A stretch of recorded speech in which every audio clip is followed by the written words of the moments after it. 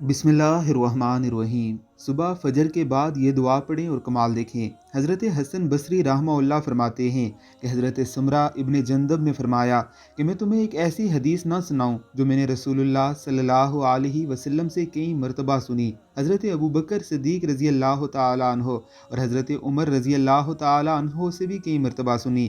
میں نے عرض کیا ضرور سنائیں۔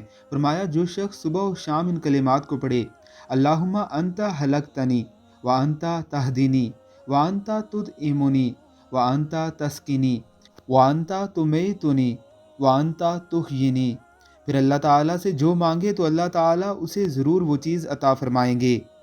اس دعائے مبارکہ کو یاد کر لیجئے اور صبح و شام پڑھ کے اللہ رب العزت سے اپنی حاجتوں کے حوالے سے دعا کیجئے۔